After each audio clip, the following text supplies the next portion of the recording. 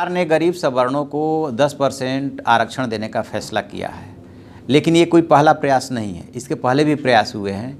कब और कैसे प्रयास हुए और हाई कोर्ट और सुप्रीम कोर्ट में जा कर के कैसे खारिज हुए, ये मैं आपको बताऊंगा। मैं हूं विद्याशंकर तिवारी, इंडिया न्यूज़ के डिजिटल चैनल इन खबर के लिए।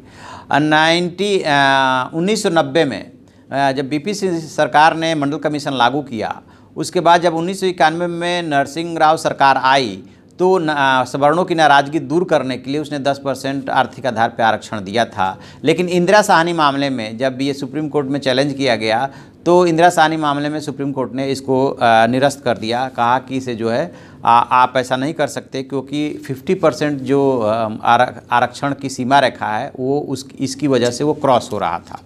दूसरा प्रयास हुआ था अप्रैल 2016 में। गुजरात सरकार ने जो है 6 लाख रुपए से कम सालाना कमाई वालों को 10% का आरक्षण देने की बात कही थी, लेकिन 2016 में ही गुजरात हाई कोर्ट ने इसको खारिज कर दिया। सितंबर 2015 में राजस्थान सरकार ने कम कमाई वाले परिवारों को शिक्षण संस्थानों और सरकारी नौकरियों में 14% आरक्षण देने का वादा किया।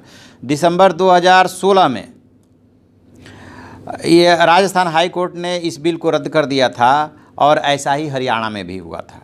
तमिलनाडु सरकार ने 69%, तमिलनाडु एक ऐसा राज्य है जहाँ पे आरक्षण 69% तक है, और वो मामला, उस मामले को भी चुनौती दी गई है जो कि अभी तक सुप्रीम कोर्ट में पेंडिंग है।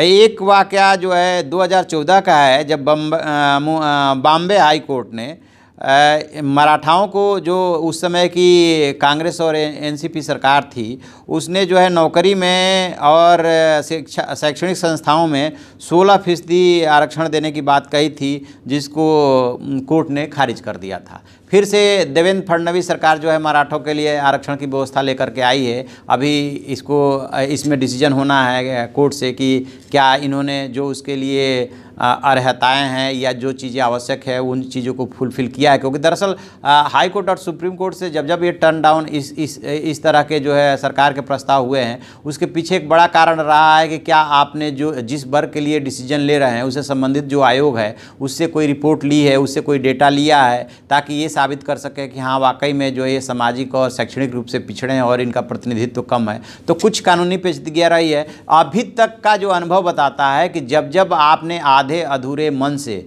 और सिर्फ पॉलिटिकल फ़ायदे के लिए ऐसा किया, तब वो जा कर के हाई कोर्ट और सुप्रीम कोर्ट में टर्न डाउन हो गया। इस बार यदि मोदी सरकार सब कुछ सोचने विचारने के बाद यदि ये बिल लेकर के आ रही है संविधान संशोधन का कि हमें 10% गरीब सवर्णों को आरक्षण देना है, तो इसके लिए न सिर्फ संविधान संशोधन कराना है बल्कि कोर्ट की कसौटी पे भी खरा उतरना होगा। अब देखते हैं कि आगे क्या होता है। बहरहाल पहले जो प्रयास हुए हैं वो कोर्ट में जा कर के खारिज हो गए हैं। तो आप ऐसी खबरों के लिए देखते रहिए हमारा डिजिटल चैनल इन खबर और इसे सब्सक्राइब कीजिए।